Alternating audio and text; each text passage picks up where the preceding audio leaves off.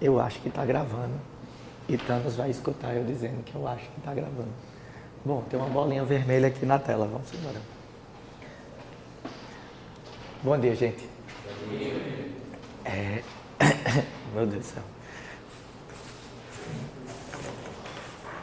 Vou fazer só uma recapitulação rápida do que a gente viu como introdução na aula passada, né? Uma função real, de variável real, é uma função definida em um subconjunto dos números reais, com contradomínio no conjunto dos números reais. Uma coisa que eu nem falei na aula passada, mas agora vai fazer mais sentido por termos, né, vamos vencer aí todo o capítulo. Esse conjunto D, marcado na definição 1, ele vai estar subentendido que ele será um subconjunto dos reais a todo momento da nossa aula, certo?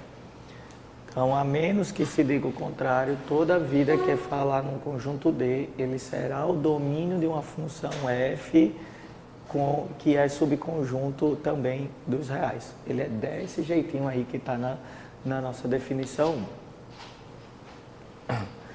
E aí, a aula de hoje ela tem a sua grande maioria, né, na análise de gráficos. E aí relembro a vocês a definição de gráficos que a gente trouxe como um conjunto genérico, né? E que ele não necessariamente ele é aquele desenho. Aquele desenho que a gente chama de gráfico é de uma função específica. E não necessariamente que conjunto é. Por que que eu chamo aquele desenho de gráfico da função? Por que que tem que ser aquele desenho de fato? E aí a gente viu que o conjunto gráfico de uma função são todos os pares ordenados x, y, de forma que o seu x pertence ao domínio D da função e o y ele é igual a f de x. E se vocês continuarem conversando, o microfone pega. É o que é para você, quando vocês falarem, ele vai pegar vocês na dúvida. Então, né? Hoje eu quero silêncio total. Só dúvidas. E aí, então, para cada respectivo x do domínio, eu vou procurar o ponto para chamar ele de um ponto pertencente ao gráfico, se aquela coordenada x vai ter a coordenada y igual a f de x. Vamos fazer o primeiro exemplo, o mais fuleiragem de todos, tentando buscar esse conceito nu e cru do gráfico. Eu tenho uma função f aí, do conjunto dos reais não nulos, em R, né, que leva um x em 1, se o seu x for maior do que 0, e leva em menos 1, se o x for menor do que 0.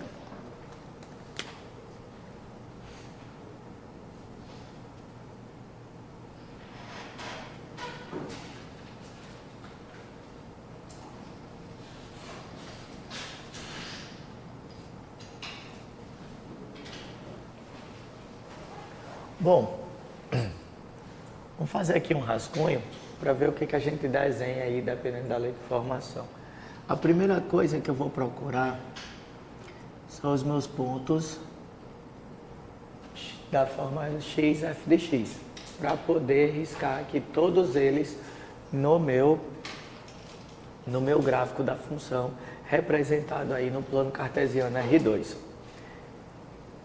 E aí eu tenho duas alternativas, né? Se o meu x ele for maior do que 0, então o que vai acontecer com o f de x ou com o meu ponto?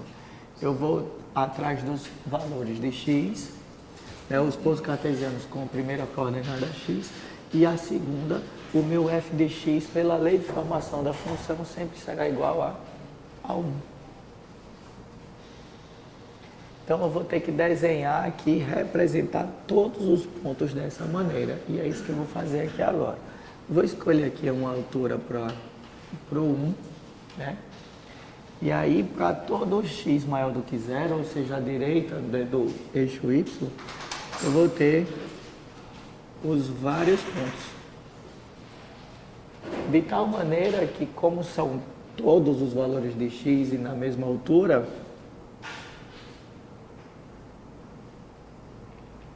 eu tenho aqui uma representação, né, para visual, para esse conjunto de pontos quando x for maior do que zero. A menos que, quando eu faço essa representação com a linha contínua, me dá a sensação de que o ponto 0, 1 faz parte do gráfico. Mas ele não faz. E aí, toda vida que você quiser tirar um ponto específico de uma linha continuada, vocês já devem estar esperando o que eu vou fazer agora. O que é? Fazer uma bolinha aberta. Então, venho aqui.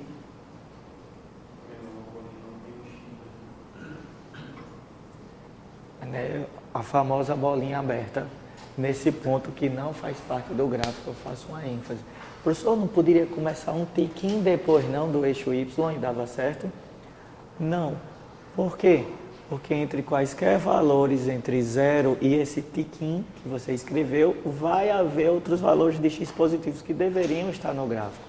Então, por isso, eu tenho uma representação de exclusão do ponto mesmo.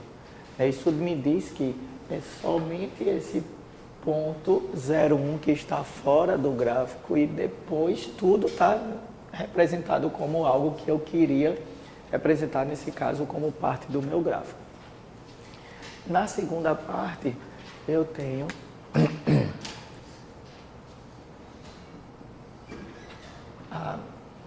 a hipótese do x sendo menor do que zero. Isso vai me dar, que eu quero desenhar aqui, quero fazer a representação de todos os pontos da forma x menos 1, onde x é negativo. E já sabendo do esquema da bolinha aberta,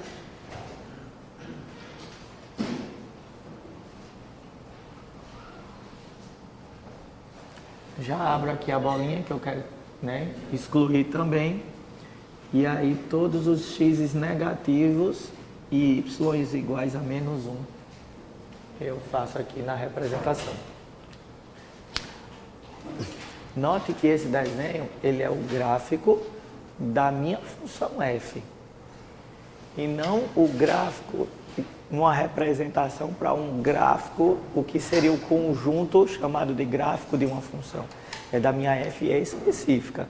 Aquela notação que eu tenho na definição 2, ela me dá o norte do que eu devo fazer, para constituir todos os pontos para o gráfico, e normalmente a gente vai atrás de desenhá-los num plano cartesiano.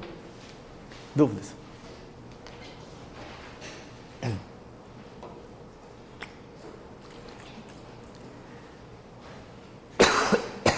Será que a edição tira isso, hein? Edita aí, Thanos.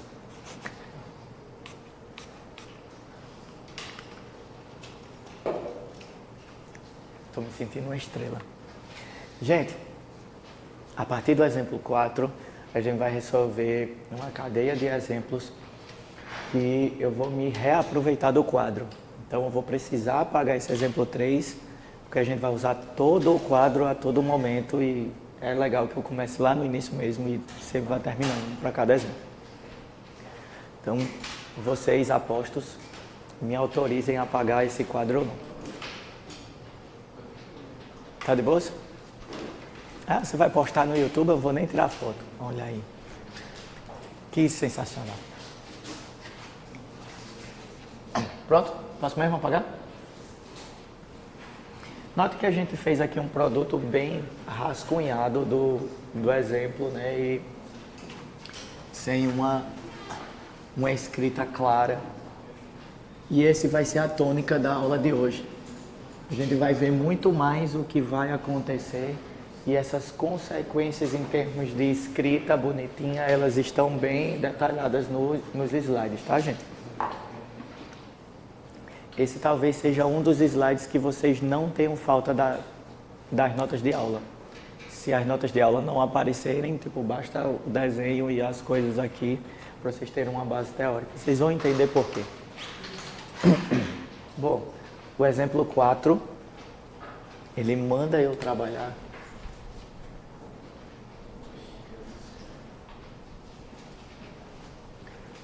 com gráfico de 3 funções. F de x igual a seno de x. E aí a gente vai se apropriar do conhecimento do ensino médio de como é. Quem não lembra, vai acreditar no gráfico que eu trouxe aqui, certo? Que o importante não é que seja o gráfico de seno de x, é o gráfico de uma função. A verdade é essa. E aí o importante mesmo é, o que acontece com o gráfico de uma função se eu passo aí e pego a função g de x como sendo, tendo lei de formação igual a f de x mais 1. Veja que a lei de formação da g de x, ela depende da f. O que acontece em comparação um gráfico ao outro? O que acontece quando eu vou trabalhar com a h de x e digo que a h de x é f de x mais π sobre 2 e fecho ali o cálculo da f. O que traz de consequência, o que eu posso analisar em comparação ao meu gráfico inicial da f para construir um gráfico da g e da h. Esse é um dos problemas da aula de hoje, as consequências que esse tipo de continha algébrica vai trazer, se você mudar uma função para outra, tá?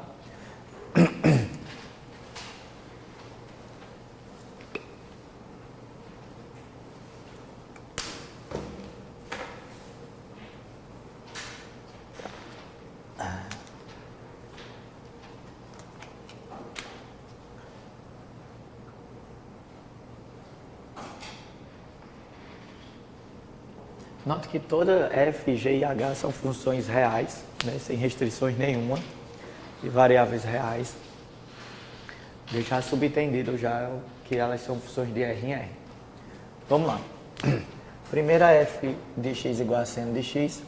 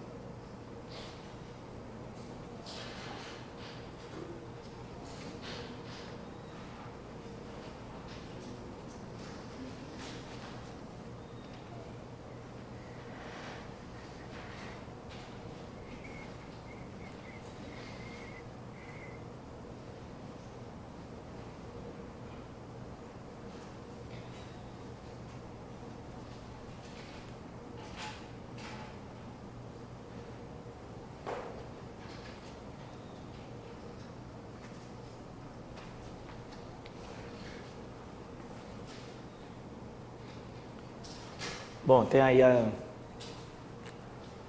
da melhor forma possível o gráfico da função seno de x. Note que o seno de 0 é 0, para quem lembra, o seno de π sobre 2, equivalente a 90 graus, é igual a 1, e assim sucessivamente. Para quem tiver com medo disso aí, deixa para guardar o medo só quando a gente tiver no capítulo de funções trigonométricas, que aí a gente vai trabalhar essas questões com mais afinco. O importante mesmo é, eu tenho esse desenho aí, que é o gráfico da f de x. Pode até esquecer quem é a lei de formação dessa f, tá? E aí, a primeira coisa que a gente vai fazer é, e a g de x sendo f de x mais 1? Como é que eu posso trabalhar com ela, me aproveitando, tendo o conhecimento do gráfico da f?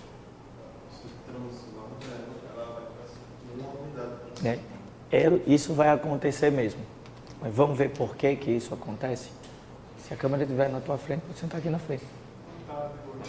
Homem, sente. A câmera não vai pegar a sua cabeça não. Pode confiar. O importante é que você veja.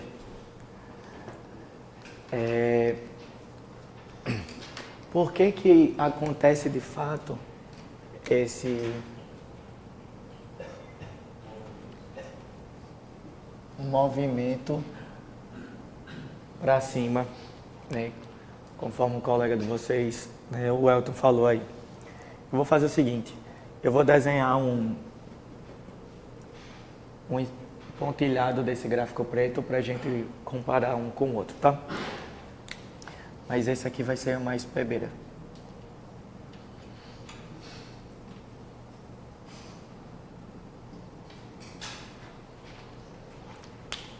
Certo? Belezinha? Tem aí um fantasma da f de x.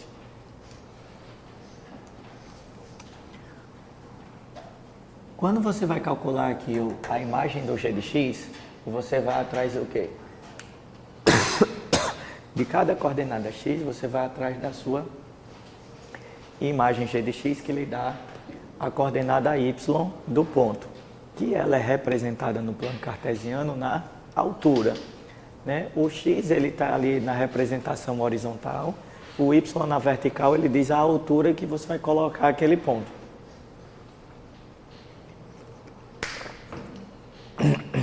Sendo assim, se você quer o g de 0, ele na verdade vai ser o f de 0 mais 1. Mas quem é o f de 0 no meu desenho? Ele está representado no gráfico por esse ponto, porque o meu x é 0 e o f de 0 é igual a 0. Mas o g de 0 é esse valor do y mais 1. O meu x se mantém e o y sobra uma unidade. Isso não acontece só com x igual a 0. Você fixa um valor de x, você obtém um y da f,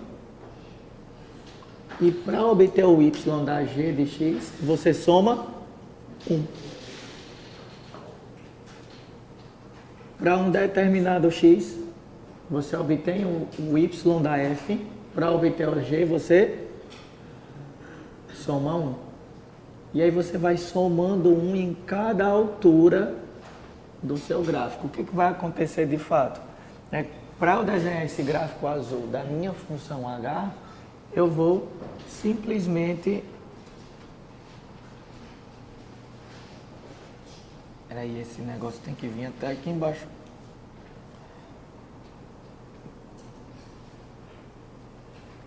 Fazer uma translação aí em relação ao meu gráfico anterior, meu gráfico original. E tudo isso, ó, eu estou subindo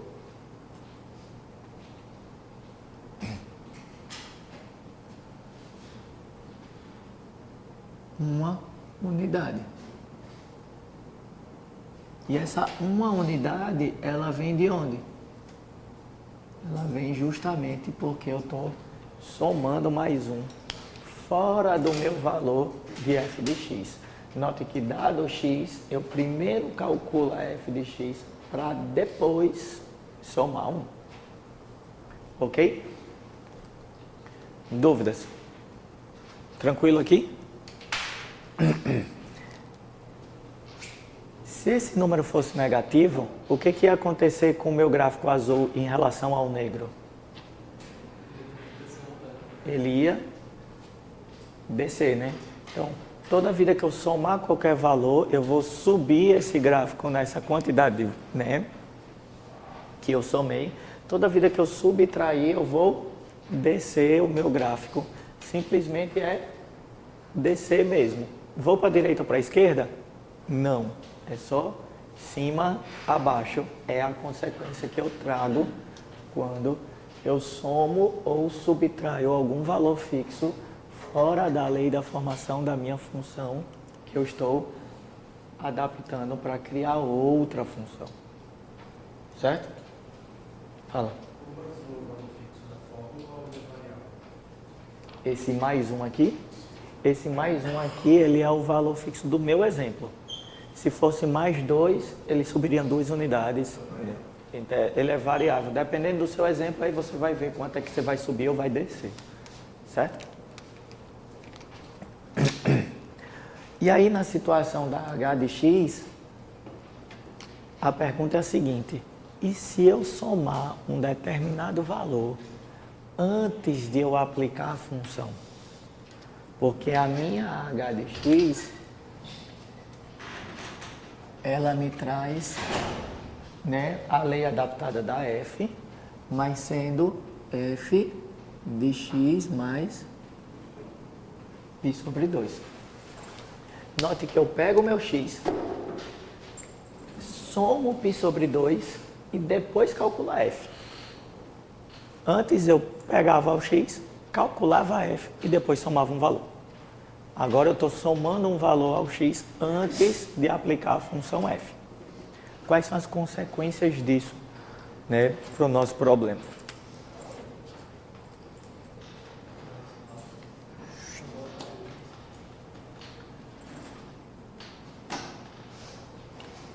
Translada para onde? Para a direita? Vamos ver.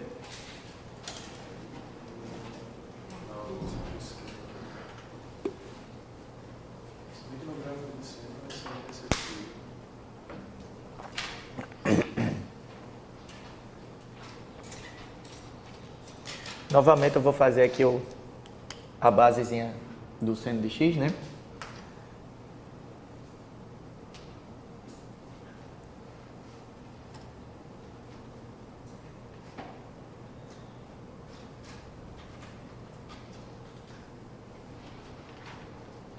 Eu acho que eu estou treinando, de manhã estava pior. Se ficar muito feio, em algum momento eu peço para ela vir aqui desenhar.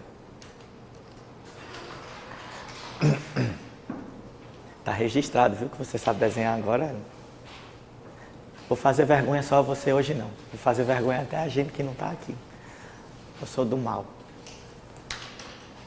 Galera, vamos lá. Esquece todas as propriedades da função seno, tá? A gente tem um gráfico e vai trabalhar com essa h de x, tentar desenhar h de x de acordo com essa f que tem esse desenho. Tô nem aí para que ela seja seno, não. Vocês estão vendo, né, que eu não estou olhando propriedade nenhuma do seno, né? Vamos lá. Como é que eu vou usar para desenhar o h de zero? Né, o ponto 0, h de 0. O h de 0, deixa eu só conversar aqui um pouquinho antes de vocês todos. Eu sei que vocês têm algumas respostas na ponta da língua agora, mas segura um pouquinho. Olha, presta atenção no raciocínio. Eu tenho o h de 0, então eu quero desenhar o ponto da minha função h que está no eixo y, não é verdade? No eixo y não tem todas as coordenadas x não são iguais a 0? Mas para calcular o h de 0, qual é o valor da sua imagem? O f de π sobre 2. Então eu tenho aqui h de 0 igual a f de π sobre 2. Para eu desenhar no eixo x, eu vou me utilizar de que ponto da f? Eu não quero fazer uma adaptação da f para construir um h. Então esse cara vai aparecer em que ponto? O π sobre 2, ele está bem aqui, né, vindo lá da minha função f, ele está bem aqui, é o ponto máximo, né, da minha ladeirinha aqui, do meu desenho. Então, para desenhar o h de 0, eu vou olhar para esse ponto aqui, e ele vai ter o mesmo y que ele. Ou seja, o meu h de 0, ele estará aqui e será igual a 1. Qual é a ação que vocês acham que eu tive que fazer no ponto negro para obter o azul? Eu fiz eu trouxe ele para a esquerda. Quantas unidades? π sobre 2. π sobre 2. Será que isso vai acontecer sempre ou foi uma particularidade do x igual a 0? Vamos para outro. né? Diga aí. Posso? Eu estou querendo descobrir qual é o ponto, qual é a altura do ponto onde o x igual a zero na função h, certo? Então eu não tenho que descobrir quem é o h de zero. Mas o h de zero, eu obtenho ele sendo igual a f de π sobre 2, porque não é f de zero mais π sobre 2? Mas quem é o f de π sobre 2? É esse, me dá esse, por esse ponto do gráfico. Ó, x igual a π sobre 2, f de π sobre 2 me dá a altura, que é igual a 1. Então, o que eu estou escrevendo aqui é, o meu h de zero, ele me dá a mesma altura no eixo y que o f de π sobre 2. Então, para desenhar esse ponto nessa altura igual a 1, eu importei da mesma altura desse ponto negro que eu enfatizei aqui. E aí a minha pergunta foi, o que eu fiz com um ponto negro para obter o azul? No exemplo anterior, o que eu fazia no ponto negro para obter os azuis? Subia uma unidade. O que aqui está acontecendo, pelo menos no primeiro ponto? Eu estou trazendo ele para a esquerda. Quantas unidades? Esse π sobre 2. É esse o deslocamento. E aí a minha pergunta é, vai acontecer isso com todos os outros pontos? Vamos testar aqui um ou outro para corroborar essa minha afirmação. Bom, π sobre 2, ele é um ângulo muito importante para funções trigonométricas e tudo mais. Então, né, vamos ver o que acontece se eu quiser calcular o h de π sobre 2.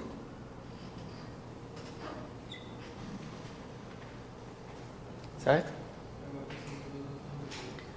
Se tiver correta a minha teoria, o h de π sobre 2, ele vai vir desse cara aqui que está π sobre 2 à direita dele.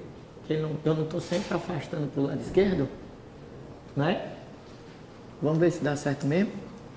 Ele vai ser o f de π sobre 2 mais π sobre 2, que é igual a quanto?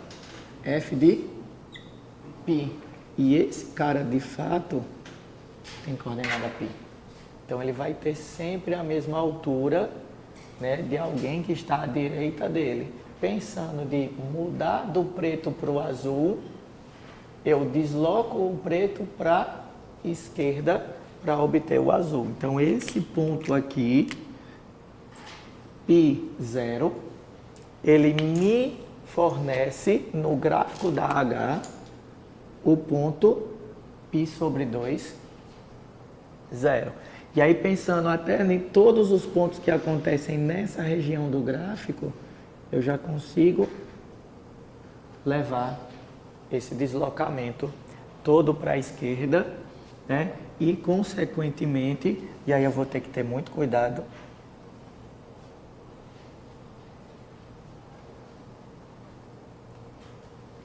vou seguindo. Deixa eu desenhar só até onde eu desenho o outro, para não ficar. Então, ó, a partir do lado esquerdo eu tenho um decaimento, né? Até o π sobre 2 aqui. E eu decaio até aqui.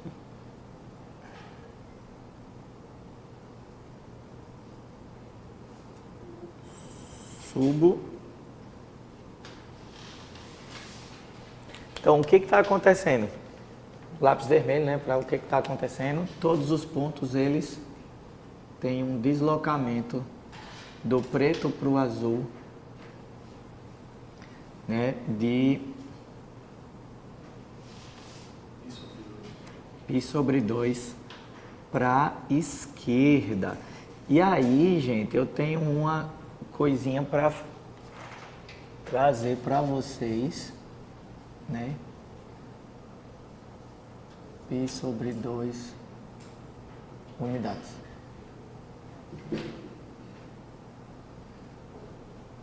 E ele vem em decorrência dessa soma de π sobre 2. Tem uma singela diferença aqui. Quando eu somo fora do meu f de x, o que acontece no sentido do y?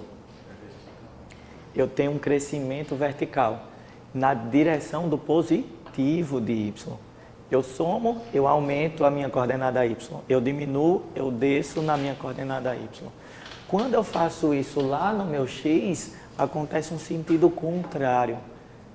Eu somo uma unidade, alguma unidade, né, algum valor no meu x antes de aplicar a função f, o deslocamento é para o lado esquerdo, que é o sentido negativo do x. O x ele decresce para a esquerda. Tá vendo? No y eu somo, cresço. Subtraio, decresço. No x eu somei, fui para o lado contrário. Se eu subtrair aqui, eu vou vir para a direita, que é o sentido positivo. Então é uma decoreba, de certa forma. Claro que quando você faz assim, deixa eu ver o que acontece com um ponto, do mesmo jeito que eu fiz, né, aqui para vocês, mesmo algumas pessoas já tendo respondido, mas para tentar lembrar disso, você consegue fazer essa distinção. Mas depois de você fazer, você acaba decorando ou aprendendo, né? Gravando de certa forma. Então, pensa nisso aí, no sentido do y, para cima e para baixo, né? E ele é um sentido natural. Para cima você aumenta, para baixo você, né, diminui. No sentido do x, as coisas acontecem ao contrário. As consequências são meio que inversas. Ok? E é isso que tem nos slides, né, abaixo do exemplo 4. Quando você vai trabalhar com a função g de x, que de forma generalizada ela é igual a f de x mais b, né, e o x mais b é o argumento da f, mais a, isso já calculado do lado de fora, você vai ter um translado vertical no sentido positivo do eixo y, que significa para cima, se o seu a for positivo, e no sentido negativo do y, que significa para baixo, caso o seu a seja negativo.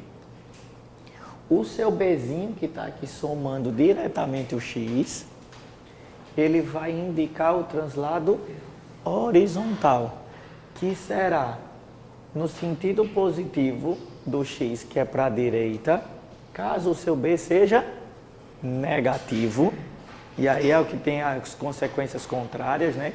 Sentido positivo se o b for negativo, e vai ser no sentido negativo do eixo x para a esquerda, se o seu b for maior do que 0. No caso, se fosse menos i sobre 2, ele ia andar para cá? Ele ia andar para a direita. Exatamente. Dúvida, gente? Nesse esquema para essa horizontal, eu penso no domínio como se fosse tempo. Se eu coloco o tempo na frente, eu estou adiantando minha função. Acontece antes.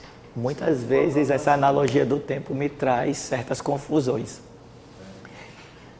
É tanto que às vezes eu me confio na coisa do tempo, e hoje na aula de manhã mesmo eu acho que eu me atrapalhei no que eu estava falando, porque eu mesmo escorreguei na própria banana que eu peguei e deixei a casca lá no chão.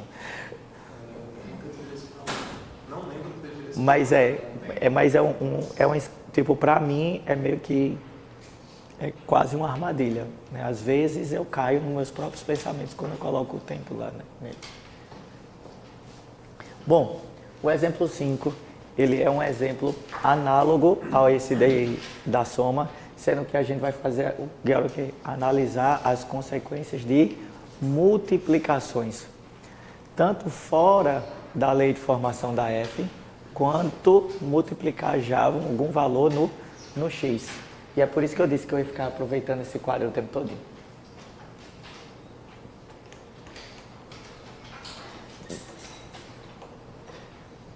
Muda para o exemplo 5.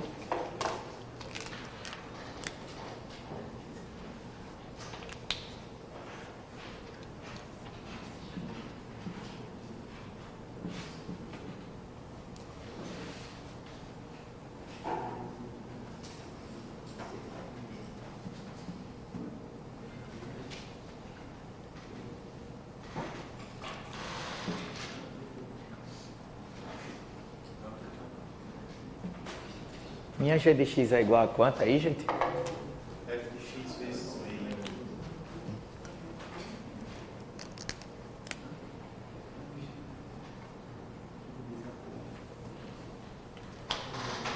Eu posso apagar, gente, a H? Se alguém estiver ainda desenhando, eu seguro. Posso?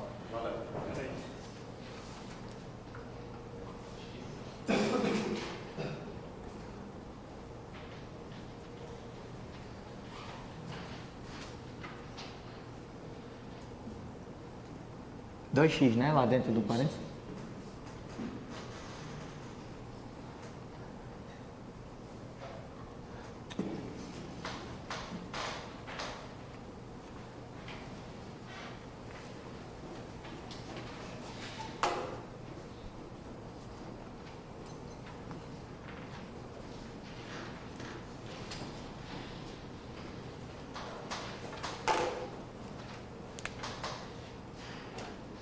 Agora que vocês devem ter pegado o espírito da coisa, né, analisar um gráfico em cima do outro, vamos ver se a gente acelera um pouquinho essas análises dos próximos exemplos. Na g de x, ela é uma consequência pós o cálculo da f de x. Então, ela traz uma consequência direta no valor do y, né? Assim como na g de x do exemplo anterior. Então, se eu pego o meu x igual a zero, para calcular o g de zero, eu tenho f de zero dividido por 2. Nesse caso, o meu y também é zero. E aí, o que eu ganho?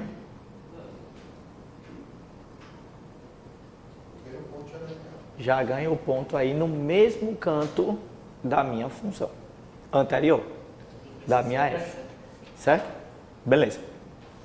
Mas esse não foi um bom exemplo, porque pegar 0 e dividir por 2 não traz muitas consequências a esse número. Vamos para valores diferentes de 0. Quando o meu x ele é π sobre 2, a minha f de x igual a 1, né? E aí o que acontece aqui? E até, pense que você nem sabe quanto é esse valor, mas você sabe que tem essa altura. Se você quer calcular a altura da f de x e ela é a metade, dividir por 2, é só você chegar lá e ó, e marcar ali na metade do caminho. Tudo o que a f conquistar em altura, a sua g ela vai conquistar pela metade. Então, essa parte aqui, ela parece muito com o gráfico negro, porém, ela vai mais mirradinha. Parece que ela está sendo amassada, comprimida. E, de fato, isso acontece, né, para todos os valores, porque eu vou sempre na metade da altura. Então, eu tento aqui, ó, colocar até a metade da altura, ela passa no mesmo zero, do mesmo jeito que acontece aqui, porque 0 dividido por 2, né? E do mesmo jeito que eu vou na metade da altura, eu também vou na metade da depressão. Ela sobe pela metade, ela decai pela metade também. Então eu tenho algo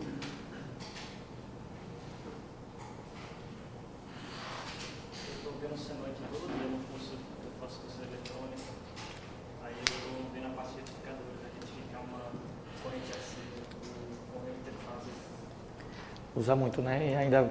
Mas a gente nunca faz tantos cálculos, só simples. Ainda dá para pegar aquelas... Em Elton, né? Em elétrica, tu pegasse muita matéria de elétrica? Não, mas eu cheguei a usar... Mas tu chega a usar osciloscópio. Mas você chega a usar as trigonométricas com números complexos? Sim. É um terror aquele negócio. É um terror tão grande, eu dei aula desse assunto no meu concurso para passar aqui. Foi a primeira vez que eu estudei, foi a primeira vez que eu dei aula e foi a última vez que eu vi. Mas nunca. Já faz mais de 3 anos que eu tô aqui, nunca vi esse negócio aqui. Entendeu? E foi difícil pra caramba mesmo. O último cálculo trigonométrico que eu vi foi um de capacitância e indutância para reativo. Mas ele não usava números complexos, não usava só números abstraídos complexos. Vamos voltar pra cá. Você sabia que essa sua divagação está sendo filmada e vai pro YouTube? Vamos lá. Gente, o que aconteceu aqui? Qual foi a nossa conclusão? Houve uma compressão do meu gráfico na vertical, né? Como se eu chegasse aqui e amassasse o meu gráfico verticalmente. Por que o sentido de amassar? Porque eu estava numa divisão. Se eu multiplicasse ali por um valor, né, maior do que 1, por exemplo, 2 ou 3, essa altura do meu ponto, quando o x for π sobre 2, ela iria para além da altura 1 do meu gráfico inicial. O que eu faria? Eu esticaria, eu teria um aumento da amplitude da minha curva, mas nem toda curva tem amplitude, então eu não posso ficar falando sobre amplitudes, né? Mas em termos gerais, como se aqui eu tivesse uma massinha de modelar mesmo e eu conseguisse esticar ela somente verticalmente, sem atrapalhar aí o andamento dela na horizontal, certo?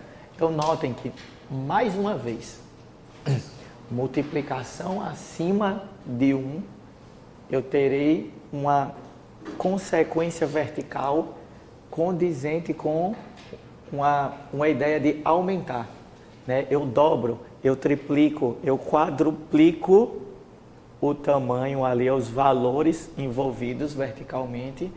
Se eu multiplico por um valor entre 0 e 1, é como se eu pensasse em uma divisão mesmo, ou diminuo o valor original, então ele vai se comprimindo, é como se eu amassasse esse desenho.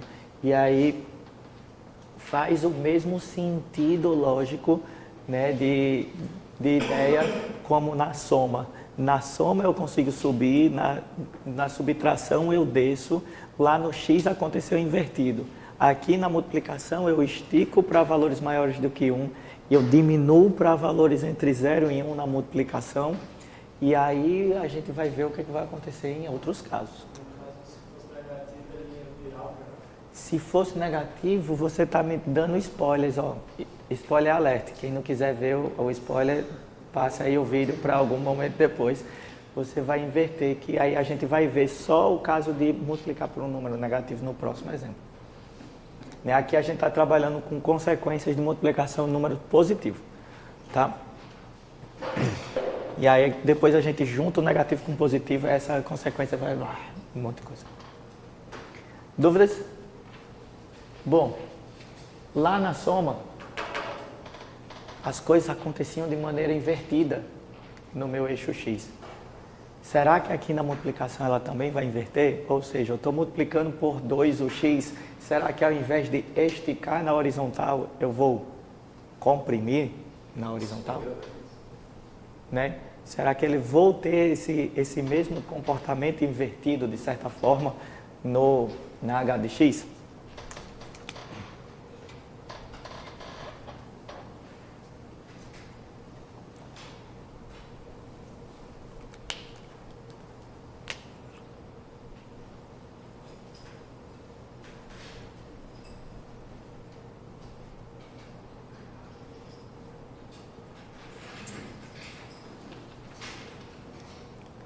Vocês percebem que o lado direito fica sempre mais legal do que o lado esquerdo? Acho que é que eu vou querer acabar, então meio que tem um pressa aí. Ou eu não sei ser japonês e escrever da direita para a esquerda. Enfim.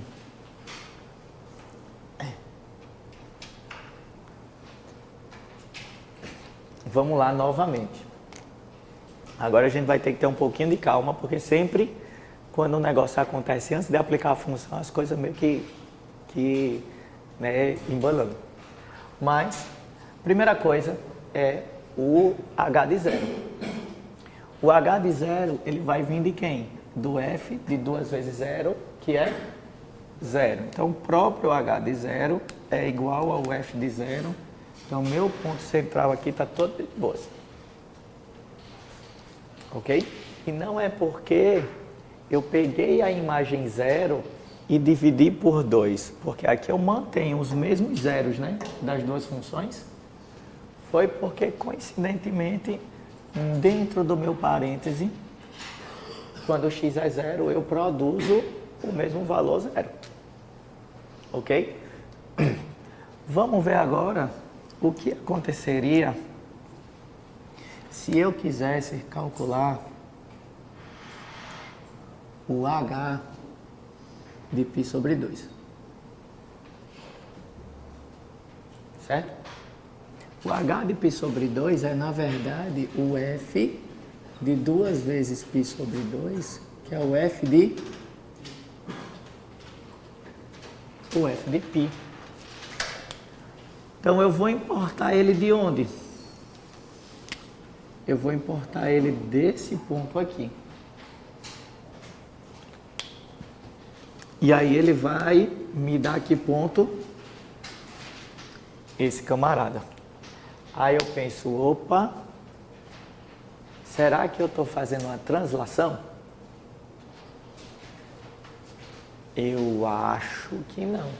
Porque se fosse uma translação, eu ia pegar esse gráfico e ao movimentar aqui, esse meu ponto azul que está na minha mão esquerda, ele ia vir parar aqui, não era não? Não aconteceu bem isso. Está precisando de um pouquinho mais de análise. E aí, olha para esse outro valor da sua função. De onde é que você vai tirar o h de π sobre 4? Ele vai ser o f de π sobre 2, não é verdade? Depois que você fizer aí as simplificações.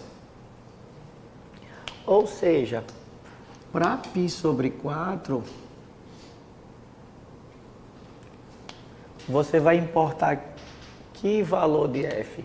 Você vai adaptar esse ponto aqui, que é o f, o π sobre 2, f de π sobre 2, que é igual a 1, né?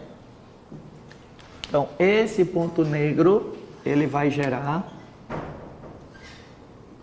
esse ponto azul. E note que eu tenho 1, 2, 3 pontos azuis gerados através de 1, 2, 3 pontos negros. O que está acontecendo de termos gerais com esses 3 pontos? Eu estou amassando. Eu já estava esperando esticar ou amassar de certa forma, de acordo com o que aconteceu na função g. E se já está tentando imaginar se será que no eixo x, eu multiplicando por um valor maior do que 1, eu ia esticar ou ia fazer o pensamento contrário, que era amassar? E pelo jeito, ó, eu amassei essa minha parte da minha função. E por quê? Porque esse valor aqui do x, ele sempre vai buscar no dobro do valor na f. Quando eu for atrás do meu próximo ponto, eu vou muito mais longe. Eu sempre vou buscando no dobro do meu x lá na f para importar. Então eu vou bater lá no dobro e puxo. Eu vou até aqui e puxo. Ó o que eu estou fazendo com o preto. Eu estou amassando, né, diminuindo as distâncias que aconteceria aqui, as características da minha curva, eu estou diminuindo o acontecimento. Né? É como se aqui, agora eu vou brincar com o tempo do Elton, acabei de jogar a banana aqui, posso escorregar a todo momento. Se eu penso no meu x como o tempo, eu estou dobrando o tempo, boto lá para ele acontecer mais rápido, a minha função. Enquanto eu estou assistindo o negócio, o meu vídeo ele vai desenhando mais rápido do que ele estava desenhando antes.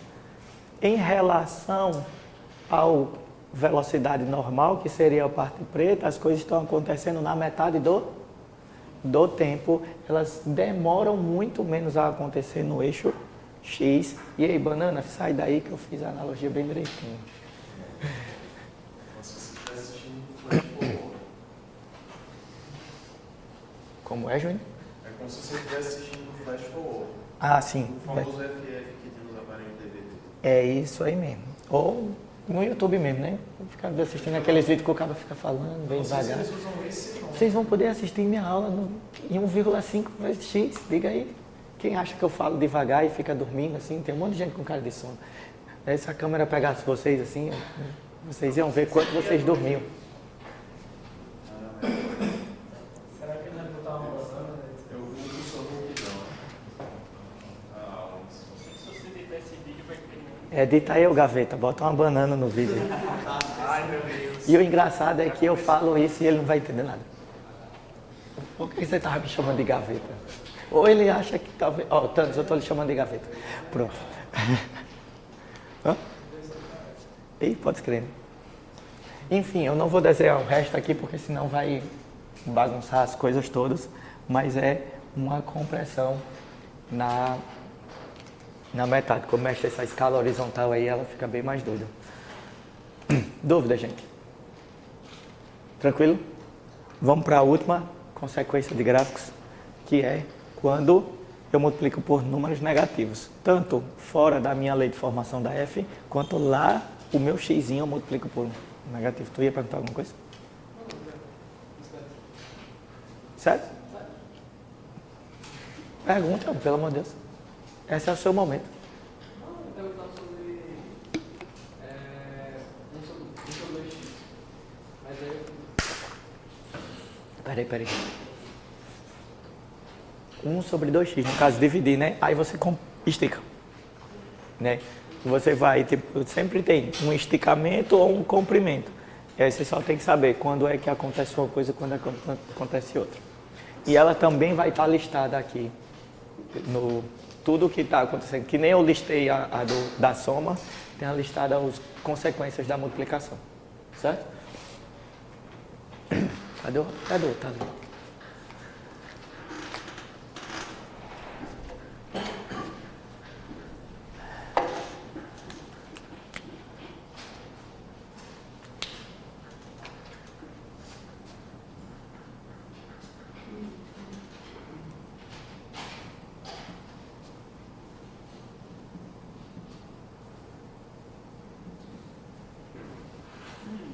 Professor, só Pode falar.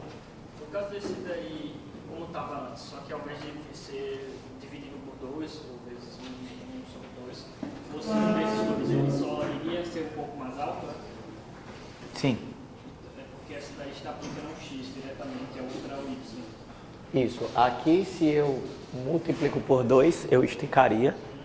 Aqui, se eu dividiria por 3, se eu dividisse por 3, eu esticaria ao triplo. É meio que o contrário, né? É meio que a consequência inversa. Eu entendi bem. Eu vejo com o tempo você inverter a ideia do tempo aí dá uma Sim. matemática mesmo.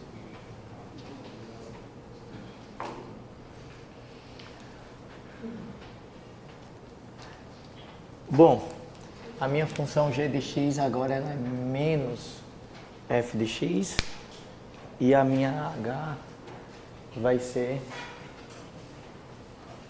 o f de menos x.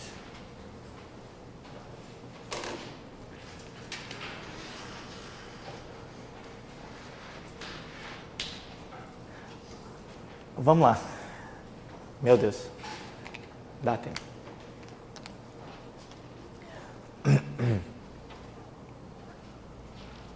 Novamente, a minha consequência na minha função g é após calcular a imagem, né?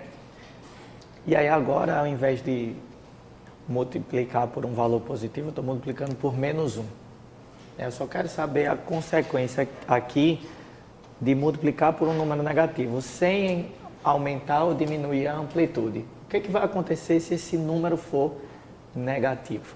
Então, toda a imagem de G, ela nada mais é do que a imagem de F com sinal trocado. Então, o mesmo valor absoluto, né, eu vou somente trocar o sinal.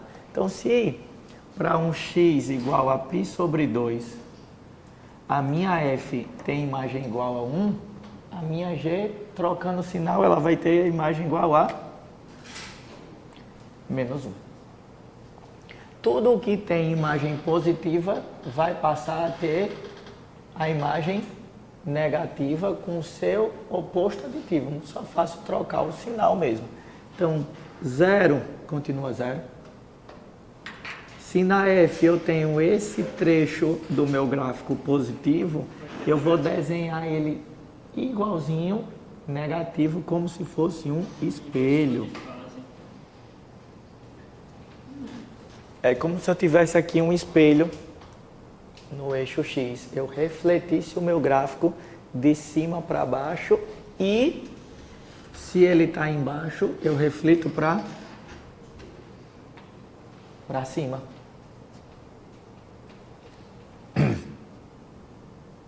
A mesma coisa aqui e a mesma coisa aqui. Ok? E aí eu prometi na aula da manhã que eu ia fazer uma menção honrosa nesse momento da aula, no besterol da vez. O que vocês acham que está aparecendo esse troço aí? Um DNA. Tá faltando os palitinhos que eu aprendi, quer dizer, semi-aprendi, vocês vão ver, eu já esqueci já. Né? Zélia, a jovem de 50 anos, muito obrigado. Né? Ela me ensinou e nos ensinou na aula da manhã que esses palitinhos são alguma coisa dos hidrogênios, não sei o que hidrogenada, e os alelos, bases hidrogenadas. Ela disse assim, mas professor, você vai esquecer, mas vai ter alguém que vai dizer o que é. Pronto. Obrigado, Ellen, pela segunda vez, a sua participação incomensurável na aula, mas né, falta os palitinhos aí das bases hidrogenadas e dos alelos. Ó, eu não esqueci dos alelos, hein? Os alelos deu certo. E aí, tipo, o que isso tem a ver com o desenho? Nada, é só a parte da besteira mesmo da aula. Mas, né, se alguém estiver vendo um DNA aí, é porque você é meio doido, que nem eu, porque eu também vi. Né? Parece mais onda estacionária. Como é?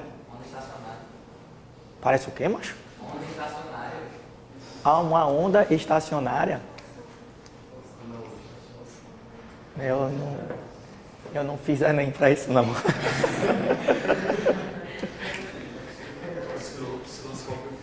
Gente, calma, gente. Eu não posso ficar rindo. Minha voz não permite. Vou beber água com essa.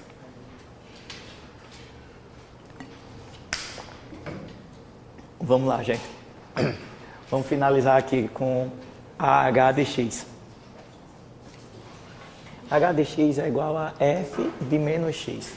O que significa eu calcular o f de menos x? Note que se eu quiser os valores das imagens de x negativos, o h de 1 eu vou obter pelo f de menos 1.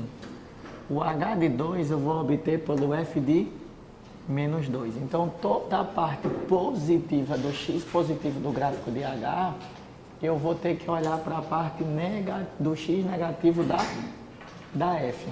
E, mais ainda, se eu quiser o h de menos 1, eu vou ter que olhar para o f de 1.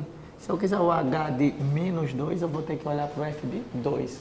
Então, toda a parte do x negativo de h, eu vou ter que olhar para o x positivo de f. Se aqui eu tive um espelho, uma reflexão na vertical, né, uma coisa estava em pé aqui, verticalmente eu troquei.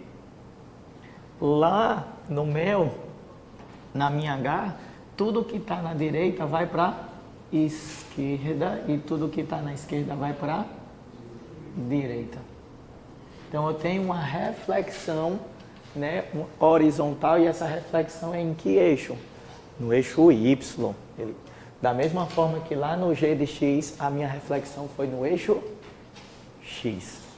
Então aqui eu não tenho esse pensamento trocado. Ele é somente vertical para G, horizontal para H. Né? Então vamos lá desenhar. Tudo que eu desenho para o lado direito do preto, eu vou ter que desenhar do mesmo jeito para o esquerdo. Então, ó, estou desenhando aqui, ó. Subo, desço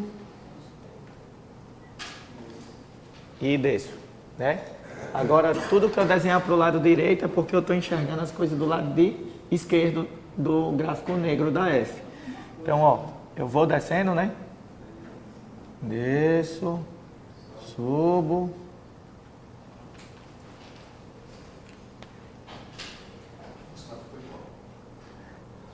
As duas funções G e H ficaram iguais? Pura coincidência, tá, gente? Por quê? A gente vai ver em termos de características de função, e eu sei que vocês já viram quando uma função ela é par e quando uma função ela é ímpar. E aí o que acontece aqui? A minha seno de x, né, o f de x igual a seno de x, essa função, ela é uma função ímpar. E é só porque eu estou trabalhando com seno de x que isso aqui aconteceu. As reflexões elas não são normais darem iguais. Quando uma função é ímpar, eu lembro a vocês que o que acontece?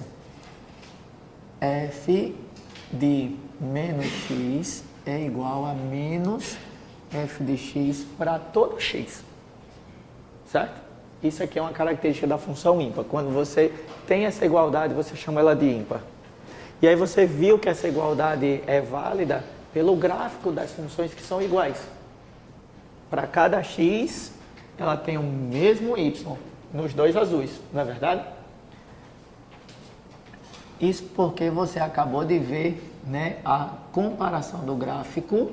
Por via comparação do gráfico, você conseguiu ver que o h de x é igual a g de x. Ó, h,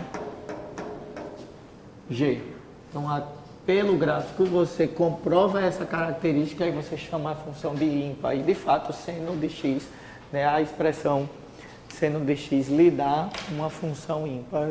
Detalhes de mais, né, sobre essas características para depois. Isso aqui é um spoiler, né? Estou falando disso aqui só para vocês não acharem que a reflexão tanto faz como tanto fez, os resultados serão iguais. Não, é porque, especialmente, é a função seno. Ok? E aí, eu libero para vocês, eu ainda não liberei. Eita, libero não. Agora a gente tem todos o resumão e generalização da dilatação, né? Eu tenho g de x igual a c vezes f de d vezes x. E aí note que o c é a multiplicação fora da f e o d é a multiplicaçãozinha ali dentro, multiplicando o valor de x. Eu tenho duas situações aqui para ver, né? Os esticamentos e encolhimentos, e tenho também as translações. E aí a dilatação vertical, que ela veio de quem? Da análise da função g. Nos dois exemplos, vai ter um esticamento se o C for maior do que 1 e vai ter um encolhimento se o C for entre 0 e 1. Se você adiciona o fator número negativo aí na história, você vai ter um esticamento composto com reflexão em relação ao eixo X se o C for menor do que menos 1. Ou seja, esse valor negativo em módulo vai ser maior do que 1. Ó, esticamento, esticamento, valores em módulo maiores do que 1. Vai juntar reflexão caso esse valor seja negativo. O mesmo pensamento você vai ter com o encolhimento. O encolhimento composto com a reflexão vai ser quando? Quando o seu C estiver entre menos 1 e 0, ou seja, o módulo desse valor vai estar entre 0 e 1. Encolhimento, se está entre 0 e 1, encolhimento se o módulo de C está entre 0 e 1. E quando é que tem a reflexão? Quando esse C for negativo. Belezinha? Se você tem uma h de x igual a menos f de menos x, Aí você faz as duas coisas. aí fica igual. Encolhe, estica de um lado e... Peraí. Essa aqui é a nossa... É menos f de menos x. Deixa eu anotar aqui pro... Vai que não está pegando direito. Menos f de menos x. Aí vira Dava a mesma coisa. Porque menos f de menos x é igual a f de menos... Né? Eu posso colocar esse menos para dentro com essa propriedade. Eu posso pensar assim, certo? Para funções ímpares, tá? E aí vai acontecer que vai ficar a pura f de x. Eu vou fazer uma reflexão na horizontal, outra na vertical e vai acabar anulando uma com a outra. Nesse caso da do f de x igual a seno de x, porque a função é ímpar. Só para ilustrar, como é que seria um gráfico de uma menos f de 2x? Menos f de 2x? Seria o gráfico da f de 2x? É. Vamos terminar esse negócio que eu faço esse para você em especial, tá? E aí a dilatação horizontal, ela vai ser análoga, né? Com a diferença que quando o seu D for maior do que 1, vai acontecer um encolhimento, isso no sentido horizontal. Quando o seu D está entre 0 e 1, um esticamento. E se você colocar aí os valores em módulo, seus respectivos negativos, né? O D ser menor do que menos 1, você vai ter um encolhimento e uma reflexão. E se o seu D estiver entre menos 1 e 0, além de um esticamento, você vai ter também uma reflexão. Deixa eu fazer aqui esse pedido bem rapidinho.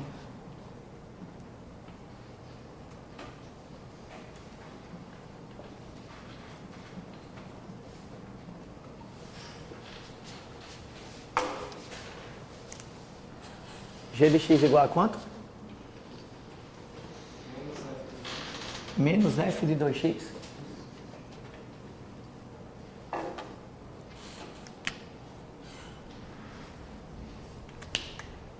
Vamos lá. Ó, vou botar aqui uma ênfase para a parte vermelha. Eu vou obter ela em partes. O que seria o 2x, o encolhimento. Né? Porque eu faço as duas coisas, tanto encolho quanto faço uma dilatação, aí, uma inversão. Esse encolhimento é em relação ao x. E aí a gente viu aqui no outro gráfico que o meu gráficozinho vermelho vai ficar de... Peraí, não erra.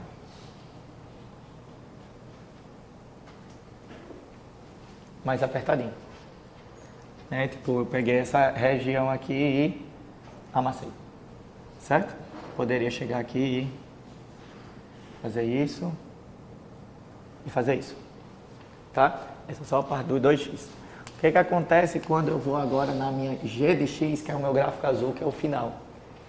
Fiz um encurtamento, agora o que eu preciso fazer? Um espelho em relação ao y, né? E na vertical, né? No caso, minha base é a minha reta x. Então, tudo que está em cima vai para baixo, tudo que está abaixo vai para cima.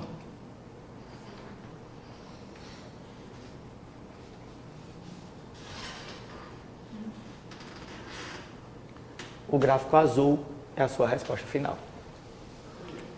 Né? Eu obtive no meio do caminho uma contração e depois eu fiz a reflexão.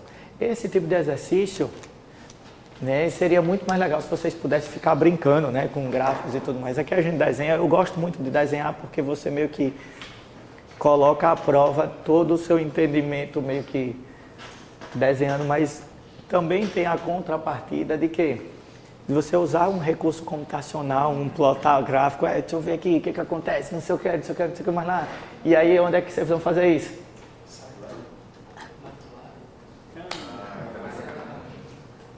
Lá, velho, tem umas ferramentas bem legais que você vai pegar o gráfico mesmo, vai ficar movimentando através de um ponto, ele vai se mexer e tal. Então você consegue fazer essas coisas. O professor já fez isso no primeiro ano do ensino médio com GeoGebra. E o GeoGebra também dá para fazer isso aí. Mas lá os exercícios você vai lá e posiciona um aqui para... Tá certo? Tá, não. Acertou. E aí se divirtam com esse gráfico mexendo aí. Coloquem, façam muito desses exercícios, porque essa percepção, apurar essa percepção, ela é primordial, gente, para que vocês entendam o comportamento de gráficos em si, como é que as consequências de continhas trazem para gráficos que vocês já conhecem. Eu tenho um gráfico conhecido, pega uma expressão que envolve aquela expressão conhecida no gráfico, você sabe analisar o gráfico. E aí imaginar esse gráfico resultante é muito importante lá em cálculo. Vocês vão ter muitos resultados importantes no curso de cálculo através de uma simples análise de gráfico. E aí você conhece o clássico. A função clássica lá é f de x igual a sin de x, que a gente não mudou, ficou lá inalterada. Mas a gente produziu vários gráficos só mudando essa expressão, né, de alguma forma. Então essa é uma ferramenta, uma mão na roda em cálculo. E eu aviso a vocês, se eu já não avisei antes, que a partir desse capítulo vocês vão ter um ganho muito grande, principalmente no curso de cálculo, que é um curso que trabalha com funções. Cálculo, normalmente um curso de cálculo ele se divide em 3 nomes: limites de funções reais, derivadas de funções reais, integrais de funções reais. Nada mais é do que um curso de funções reais. Então essa parte aqui, quem sair bem de matemática elementar, a partir desse capítulo com a terceira unidade inteira, né, tem muito a colher na disciplina de cálculo. Ok? Meu Jesus, vai dar tempo. E aí, para terminar esse capítulo, a gente traz ainda algumas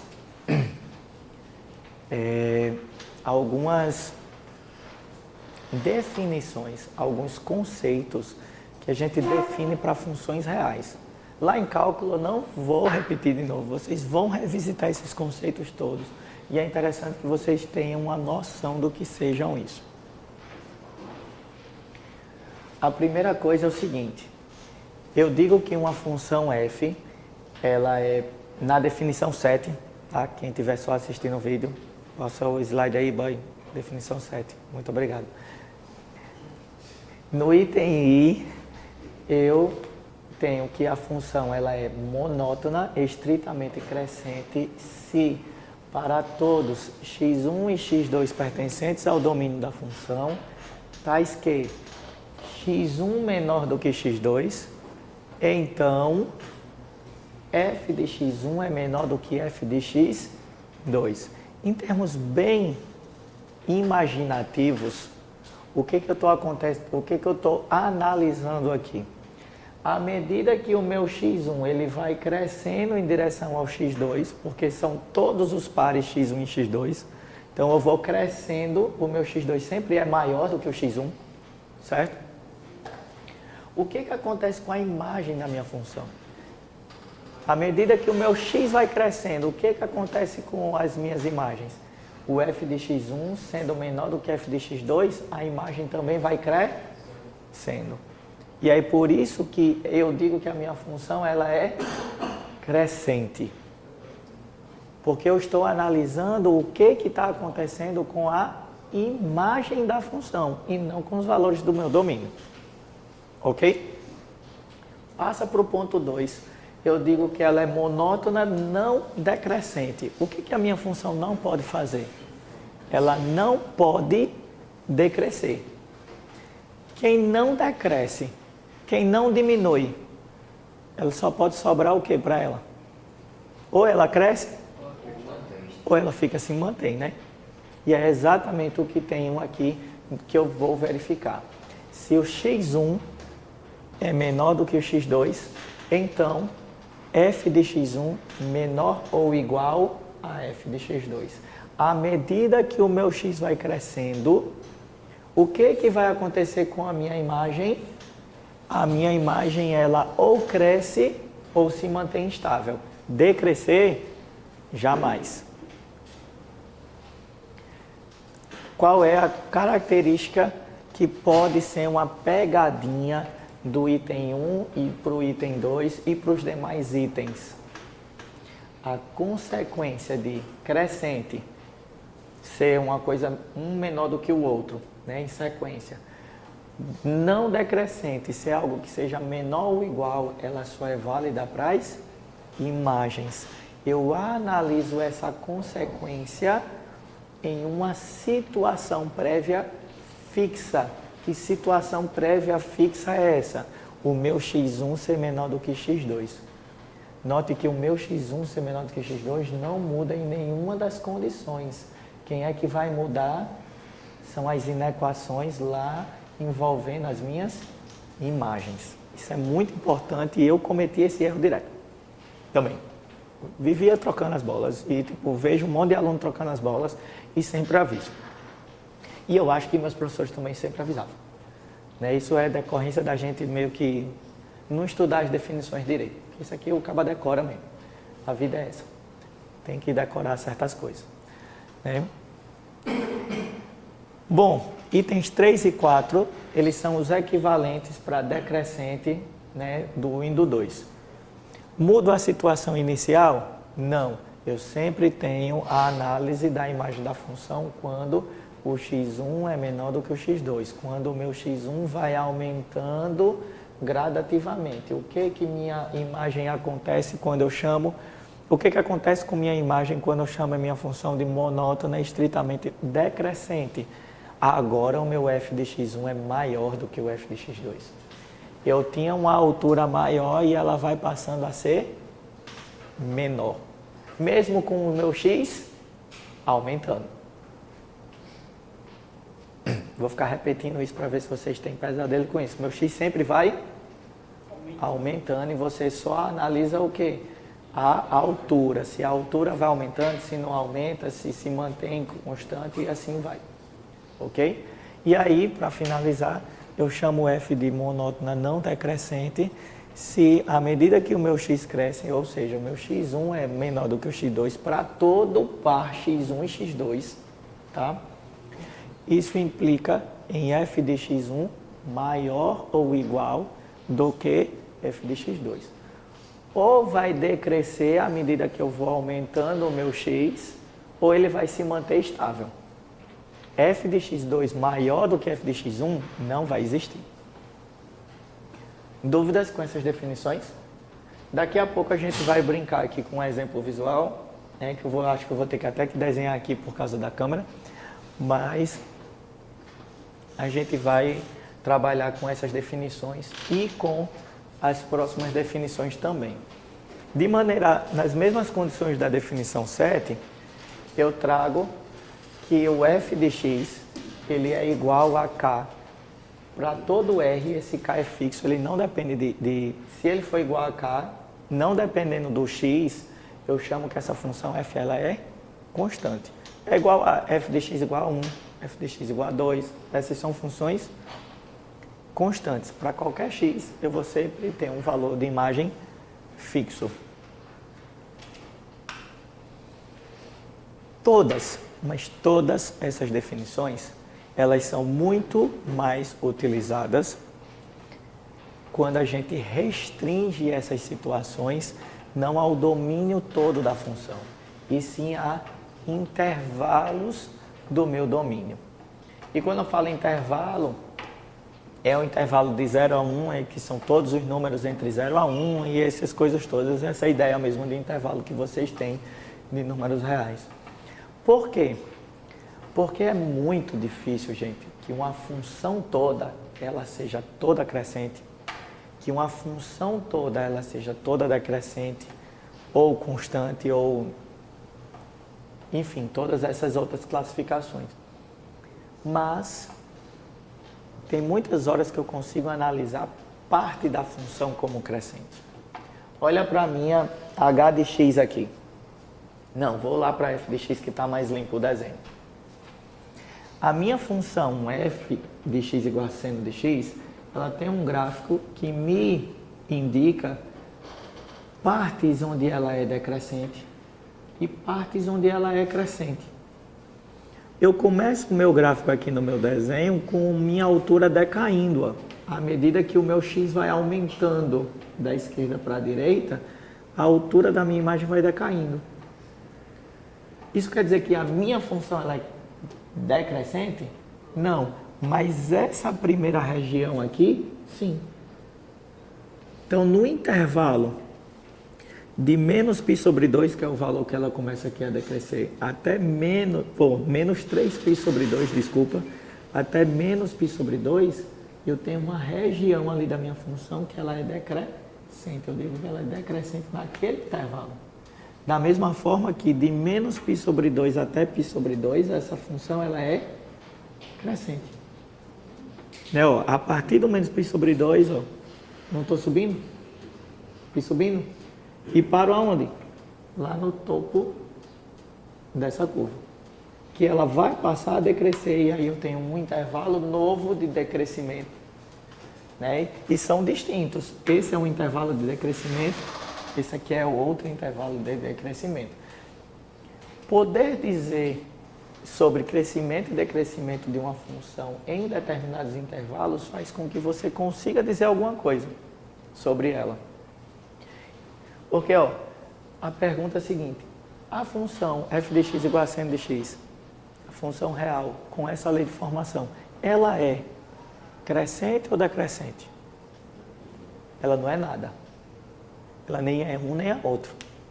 Mas se você pergunta quais são os intervalos de crescimento e decrescimento, você começa a delimitar essa situação e essa classificação em determinadas circunstâncias. Você consegue dizer mais alguma coisa sobre ela do que simplesmente dizer, não é nada.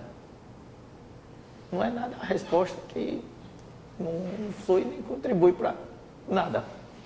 Não é verdade? Então você traz esses conceitos para intervalos para você conseguir dar determinados comportamentos em trechos da função. Ok? Diga aí, Nelton. Eu ia tomar o assunto conjuntos em relação ao conjunto gráfico, que eu teria subconjuntos com propriedades diferentes. Exatamente. Mas aí os subconjuntos, no caso, analisando em intervalos. É interessante que seja intervalos, né? Que aí o gráfico naquela região ali daquele intervalo, restrito àquele intervalo, você tem um comportamento de função crescente ou decrescente ou as outras análogas. Certo?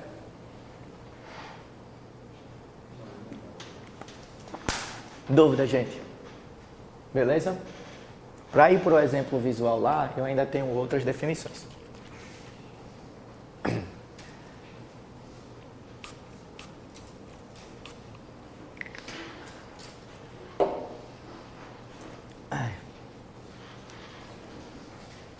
Ainda com f definida no domínio D, de subconjunto dos números reais, com o contradomínio real, a definição 8 me diz que f é limitada superiormente se existe um valor m real de tal forma que f de x é menor ou igual a m para todo x pertencente ao domínio. O que está querendo dizer isso aí? Ela é limitada superiormente, está lhe dando uma ideia de limitância em altura, certo?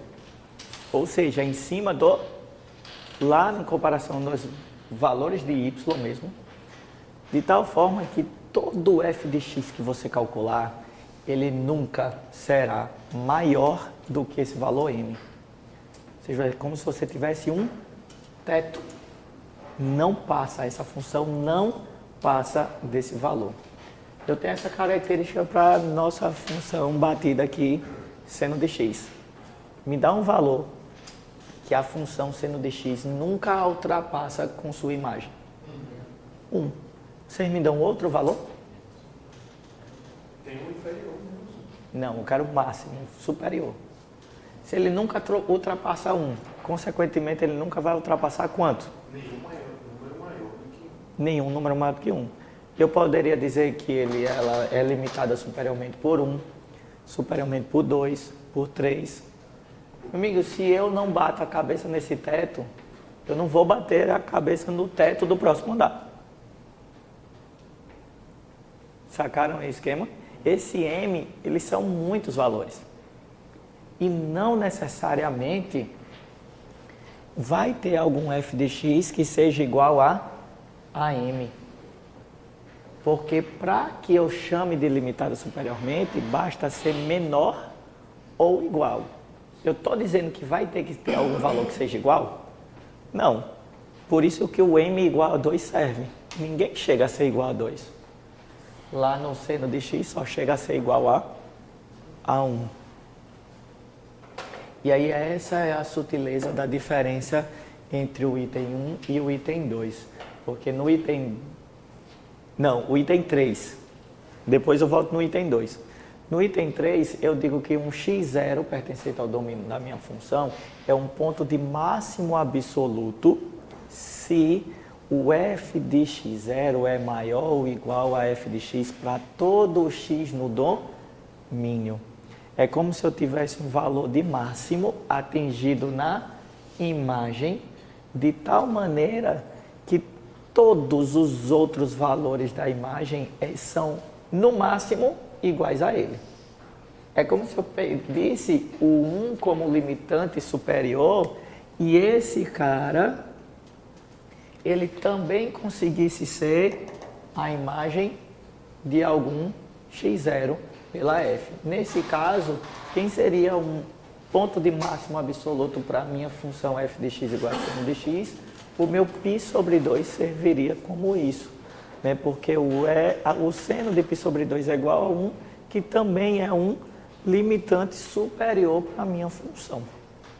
Ok? Se M é um intervalo de valores, então nós referimos a ele como... Não, o m não é um intervalo, m é um valor mesmo. Mas ele pode ter vários valores diferentes. Não. Podem ser vários M's. Do mesmo jeito que podem ser Servem vários m's, mas você pega um deles só. Ó, se existe um m, existiu é porque você pegou um e dizer, olha, tá vendo esse m aqui? Dá certo. Esse m, se fosse 1, dava certo. Se fosse 2, dava certo. Tem vários m's possíveis, mas você só utiliza um. Certo? Ele não tem aí uma possibilidade, ele não é um intervalo, ele ainda é um número. Dizer que existe um número, você mostra que essa propriedade dá certo. Então, essa propriedade para a minha função seno de x, repito, ela daria certo se o meu m fosse igual a 2. Como também dá certo se o meu m for igual a 1. Se eu tomar o meu m igual a 3, deu certo também. Certo? Mas um m, não é que existe um único m. Pode existir vários. Bastando ter um, beleza. É a mesma coisa do terceiro ponto, onde o x não é necessariamente um único ponto, porque podem ter vários pontos. Exatamente. Todos eles serão pontos de máximo. Todos eles vão ser chamados de máximo absoluto. E no nosso caso, ele não é uma característica exclusiva para o x igual a π sobre 2. Né? Vou ali, vai ter um valor aqui de x que vai voltar a ser 1, né? Pelas características da minha função seno. 5π sobre 2, né? E aí vai ser repetido para vários pontos de máximo absolutos, ok? O ponto 2 e o ponto 4 da minha definição, eles são os equivalentes de limitado inferiormente e ponto de mínimo. Limitado inferiormente, eu tenho um valor de tal forma que a minha função não é menor do que esse valor, e quando eu falo menor, não é em módulo, em tamanho, e sim menor mesmo, tá? E para o ponto de mínimo, é quando existe um x0 pertencente ao domínio, de tal forma que o f de x0 é sempre menor ou igual ao f de x. não existe nenhum f de x que seja menor do que esse f de x0. Quando é que acontece um ponto de mínimo aqui na minha função seno? Menos π sobre 2. Ele lhe dá um ponto de mínimo. Menos 2, ele pode ser um valor utilizado para provar que essa minha função é limitada inferiormente. É como se eu pensasse que ela coubesse em uma determinada faixa. Se ela for limitada superiormente, ela não passa dessa faixa que eu escrevi, ela está toda abaixo. Se ela for limitada inferiormente, eu tenho aqui uma reta horizontal que meu gráfico está todo acima dessa faixa. Acima dessa reta, no caso. Quando ela é as duas coisas ao mesmo tempo, ela está limitada entre uma faixa, né? Ela tanto superiormente quanto inferiormente. Para finalizar, 5 e 6, eu tenho um conceito de máximo local e mínimo local. Eles dois, eles são bem equivalentes, tá? E o que é o máximo local e o mínimo local? Ao invés de eu querer saber quem é a imagem máxima de todas as imagens possíveis e imagináveis do meu domínio, eu vou olhar assim, ei, numa regiãozinha, quem é o maior elemento daquela região? Imagina vocês todos aqui como sendo um domínio de uma função. O máximo absoluto de vocês em termos de altura será a pessoa com maior altura daqui. Mas, se eu pegar somente a primeira fileira, nosso colega, tá ganhando aqueles, para quem não está vendo, só tem uma pessoa na primeira fileira, tá? Ele é o máximo, ele tem a altura máxima local. Em que local? Da primeira fileira. Na segunda fileira, eu vou comparar somente esses carinhas aqui. Né? Eu vou ver aqui entre 5 pessoas e eu chuto que seja o Daniel, né? O maior entre eles. Né? Aqui em frente à câmera só tem mais um, ele vai ganhar o máximo local. E aí eu vou ter um vencedor para cada fileira. Vocês já imaginaram o que seria mais fácil? Se eu conseguisse um vencedor para cada fileira, para eu determinar o maioral de todos, eu vou comparar quem? Todo mundo? Só os vencedores. Só os vencedores. Bastaria eu calcular só os vencedores. Lá em cálculo, a gente vai ter uma técnica para conseguir determinar máximos locais de função. E aí, isso vai ajudar a gente para descobrir se a função ela tem um máximo absoluto ou não. Mas o que significa máximo local? Explicitamente. Pensa que aqui eu vou roubar, tá? Pronto. Esse meu ponto aqui que eu acabei de enfatizar, ele não é mais máximo absoluto, não é verdade? Depois que eu roubei, ele não é mais o máximo absoluto. Mas, se eu olhar localmente, e o que significa olhar localmente em matemática? Né? Eu tenho um intervalozinho aqui em volta do x0, candidato a ser o máximo local. Se existir um intervalozinho em volta do x0 que eu restringindo a minha função aqui a esse intervalo, é como se eu olhasse somente para aquela fileira que eu criei das minhas cadeiras, olha só para cá, ele é máximo? Então ele é máximo local. E o mínimo é o que está abaixo, né? O mínimo seria a mesma coisa se eu usasse o mesmo esquema de um intervalozinho em volta do meu candidato a mínimo, e aí eu olho somente para localmente o que eu tenho mínimo ou não. Só na sua trincheira. Só nessa trincheira. É se existir uma classificação de tal forma que ele seja máximo. Porque, veja, se eu aumentar esse intervalo aqui, ele perde, né, a característica de máximo. Se eu aumentar, eu posso chegar a esse trecho do meu gráfico que está acima desse ponto. Se existir um intervalo de tal forma que eu olho ali, e esse intervalo pode ser bem magrinho. Bem magrinho, bem fininho, Se ele for o maioral daquele intervalinho, vai dar certo. E como é que eu crio esse intervalo? Eu faço aqui como se eu crio um intervalo subtraindo R e somando R, de tal forma que meu extremo esquerdo do intervalo, ele é aqui, ó, x0 menos R, e o meu extremo direito do intervalo aqui é o x0 mais R. E aí eu faço a interseção desse intervalo com o meu domínio, porque se ele está fora, os valores de x estão fora do meu domínio, não calculo função nenhuma naqueles valores. E aí, se der certo, se ele for o maioral, beleza. Ele é um máximo local, equivalentemente é um mínimo local. Professor, Diga aí. esse intervalo precisa ser simétrico, como está descrito no slide? Não necessariamente, mas se serve para um assimétrico, serve para um simétrico. Certo. Porque imagine minha garrafa aqui sendo o centro do intervalo, aí eu vou ter que filmar isso, meu Deus do céu. Segura aqui embaixo essa garrafa, assim, ó. Né? Aqui nessa altura mesmo, olha. E aí eu tenho um intervalo assimétrico em volta dessa garrafa. Um pouquinho para cá, bem muito para cá.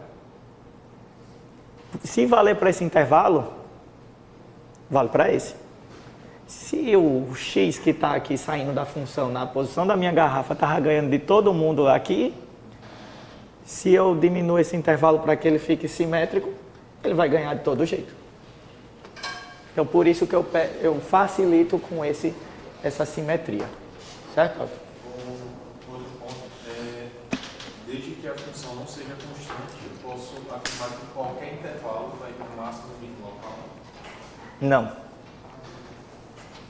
Não, existem funções doidas o suficiente para que você não consiga afirmar isso. Gente, para vocês fazerem as outras atividades da Khan Academy, a gente vai só repassar esses conceitos para esse gráfico, tá? E eu vou reproduzir eles aqui no quadro só para o pessoal ver. É o gráfico do exemplo 9, né? E aí vocês vão... Aí o nosso fim de aula vai ser o seguinte: a gente vai conversar sobre consequências nesse gráfico doidão aí, porque veja que ele não é mais bem comportado como a minha seno. E na próxima aula, a gente abre a aula resolvendo esse exemplo 9 na mão. Como é que eu escreveria todas essas características que eu estou só falando? E aí, na aula que vem, qual vai ser a boa coisa do momento? É que vocês já vão ter treinado esses conceitos também na Khan Academy. E aí a gente finaliza esse exemplo bem rapidinho, ele é a última coisa desse capítulo. E aí acaba com a matéria. Vamos lá? Em termos bem grosseiros, o que está acontecendo aí? Eu tenho uma bolinha aberta, né? Aqui eu vou desenhar meu gráfico da esquerda para a direita. E aí eu tenho uma parábola, ela sobe, sobe, sobe e cai. Que seja. Nesse esquema aí, esse valorzinho aqui, que lá no gráfico ele vai ser 1,5, tá? Eu tenho uma região de crescimento desde... Quanto é aqui, hein? Menos 6, menos 1. Desde x indo de menos 1 até 1,5, a minha função ela é crescente. Quando ela vai de 1,5 até... Aqui é aberto? Fechado. Até 2, não é 2, né, aí? Quando ela vai de 1,5 até 2, a minha função ela é decrescente. Note que em 1,5 eu tive uma mudança de comportamento, não foi? Ela passou de crescente para decrescente. É como se eu tivesse uma montanha russa aqui que eu estou subindo, subindo, subindo, subindo, subindo. Aí quando eu começo a cair, essa é a altura máxima atingida localmente. Até agora, ela seria uma global, porque eu estou desprezando o resto do meu gráfico. Aqui eu tenho um máximo local. Será que eu vou ter mínimos? Aqui seria um mínimo local? Não. Por quê? Porque ele não pertence ao domínio. A bolinha está aberta. Porém, em x igual a 2, eu tenho um mínimo local. Por que eu tenho um mínimo local? Se eu abrir qualquer intervalo aqui, eu vou criar uma faixa onde a esquerda desse x igual a 2 são valores maiores nas suas imagens e a direita eu continuo lá com o meu desenho. Vai decrescendo reto até o 4. Note que nessa faixa,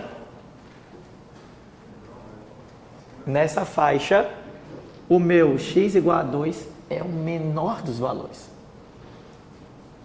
À direita de x igual a 2, eu tenho valores na imagem muito maiores. Então, de fato, o x igual a 2 é o mínimo local.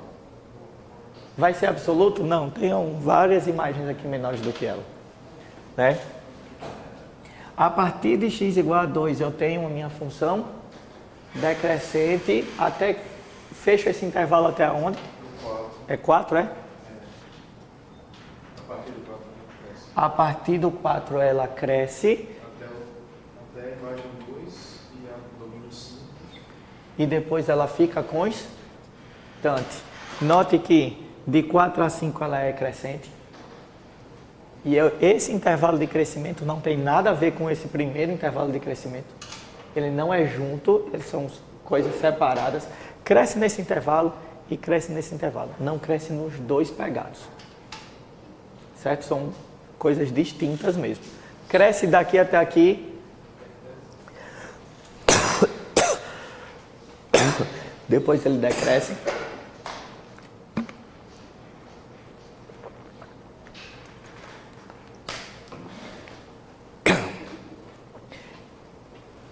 Depois ele decresce. Esse decrescimento também não é junto do anterior. Veja que se eu juntar, daqui para cá cresce, né? Eu tenho que separar e quebrar de fato. E aí após o 5 eu tenho minha função constante. X igual a 4 é ponto de quê? Mínimo local, né? Ele é aqui, ó, olha só para cá, ele é o fundo. É o pior da situação para essa galera que está aqui em volta dele. X igual a 5, ele é um ponto de máximo local. Porque ou estão piores do que ele ou estão iguais. E todos os outros valores após o 5, eles são máximos locais também. Assim como eles também são mínimos locais. Depois x igual a 5, meu amigo, aí virou bagunça. Mas aí eu pergunto a vocês... Tem máximo absoluto? Eu ia perguntar isso. Eu tenho alguns máximos locais, mas vai ter máximo absoluto? Não, porque o cara que seria máximo absoluto aqui no desenho está fora do seu domínio. Mas o ponto logo abaixo dele que a gente não sabe exatamente onde é. Mas não sabe exatamente onde é, porque andou uma peinha para cá. Não é que não é discreto que nem naturais. Do 1 você vai para o 2. Nos reais, você mexe uma besteirinha, tem muitos, infinitos números entre essa besteirinha. Mas tem ou... Não existe um vizinho. Como é contínuo, qualquer número entre o que não está contido no gráfico e um que está contido, Vai ter um no meio. Esse gráfico pode ser tanto de menos 1 a 5, tanto menos 1 milhão a mais 1 milhão. Não, esse aqui é de menos 1 até mais infinito. Ele tem uma escala que é igual aos números reais, ou seja, ele está incluindo o conceito de infinidade dos números reais. Né? Mas você está trabalhando com o seu domínio, um intervalo que vai de menos 1 e, salvo me engano, ali até 6 só, né? Nem até para no 6. Um exemplo de... Porque isso poderia ser qualquer número, tirando isso, se mudar os domínios. A escala dele... Aí se você mudar o domínio, você vai mudar o quê? A função. Se mudou a função, você já não está mais analisando essa função, você está analisando outra. Certo? Então, na análise dessa função, eu não tenho máximo absoluto, principalmente porque o maior dos candidatos seria esse carinha, mas ele está com bolinha aberta. Não está. E nem mínimo absoluto, porque ele seria esse carinha aqui também, que não dá certo. Aí eu só colocaria, não é possível e não existe. Não existe máximo absoluto, não existe mínimo absoluto, né? Apesar de existir máximos locais e máximos absolutos, certo? Porque ninguém consegue ganhar a parada no fim das contas, quando junta todo mundo. Só por causa da bolinha fechada, aberta. Máximos e mínimos só são dois.